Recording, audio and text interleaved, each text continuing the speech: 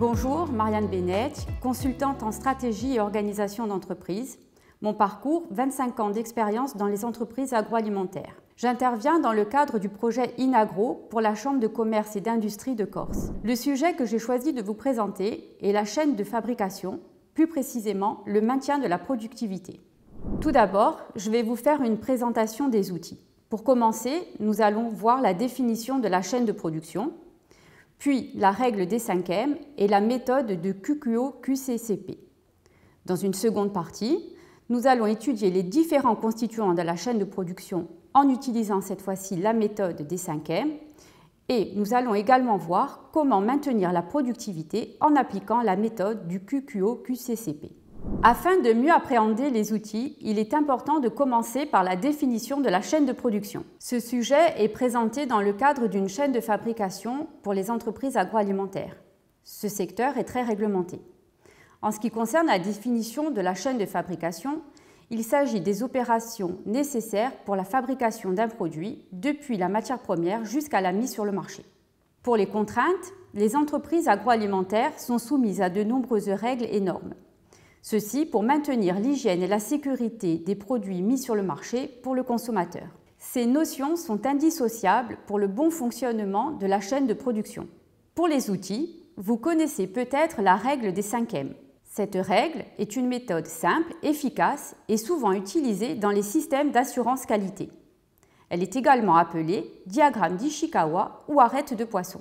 Elle permet de poser les bases d'une réflexion et surtout de trouver les causes d'un éventuel dysfonctionnement. Quels sont ces 5M?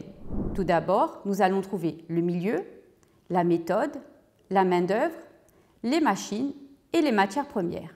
Cet ensemble est lié et une modification ou une intervention sur un des 5 points peut entraîner des modifications sur la chaîne de production. Le second outil que je vais vous présenter est la méthode du QQO-QCCP. C'est une méthode simple, efficace et surtout très utile. Alors, à quoi correspond l'ensemble de ces initiales? Tout d'abord, nous allons trouver le quoi. Quel est le projet?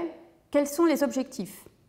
Qui est le client? Qui sont les utilisateurs? Quels sont les membres de votre équipe projet? Où aura lieu le projet? Quand? Quelle est la date de livraison? Quand va-t-elle se dérouler? Combien de temps va-t-il durer? Comment? Quels moyens financiers, humains et techniques seront mis en œuvre pour réaliser le projet? De quelle façon allez-vous procéder? Quel budget avez-vous à votre disposition? Quels sont les délais de réalisation? Pourquoi le projet est-il lancé? Quelles sont les raisons? Quel est son but? Je vais à présent évoquer le point essentiel de cette présentation, la chaîne de fabrication. De quoi est-elle composée? Pour cela, nous allons utiliser la règle des 5M.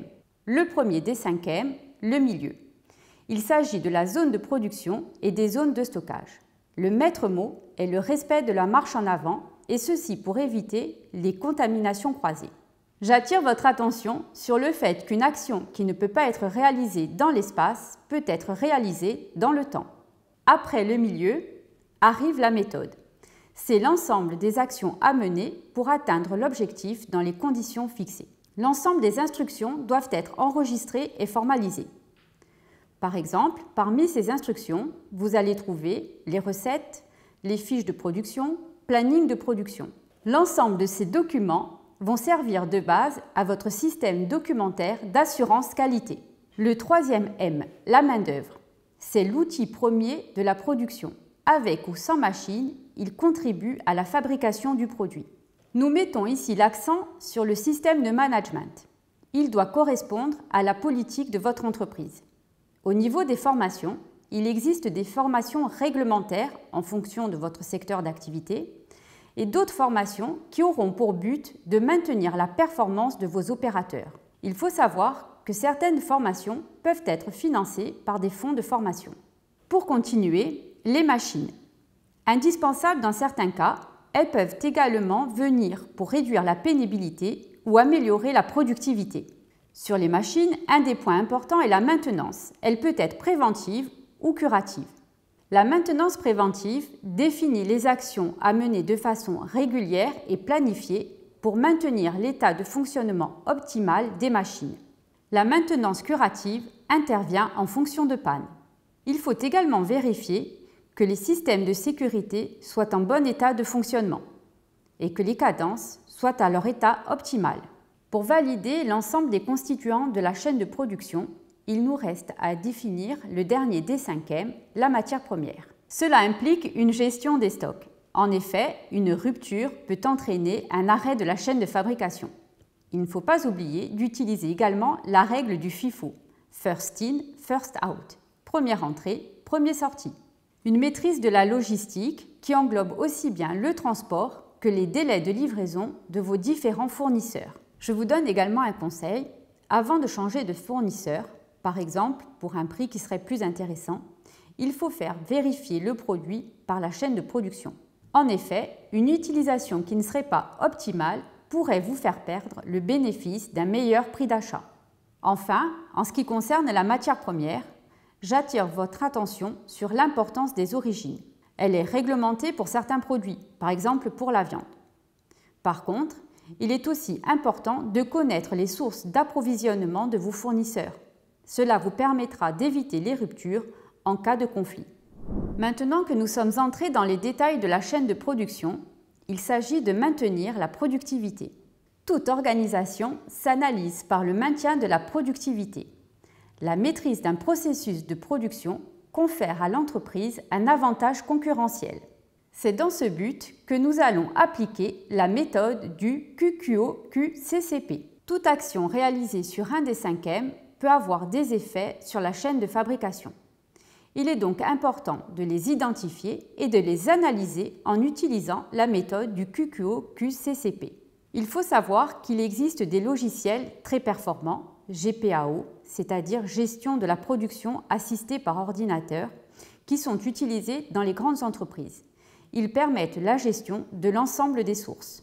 Nous avons défini les sources et les outils. Il s'agit à présent de les mettre en application aussi souvent qu'il y aura des changements, mais aussi de façon régulière pour éviter la routine. Il est important dans une entreprise de savoir prendre de la hauteur. On parle souvent de la stratégie de l'aigle, hauteur et précision. Cet exercice peut être réalisé par le chef d'entreprise ou par les responsables de secteur, mais il est aussi intéressant de faire appel à un consultant qui aura une vision extérieure. Je vous propose de conclure ce webinaire sur la chaîne de production en vous rappelant que le maintien de l'ensemble des sources au niveau fixé va vous permettre d'avoir une productivité constante, voire croissante. Les conseillers de la Chambre de commerce et d'industrie de Corse restent à votre disposition pour le développement de vos activités.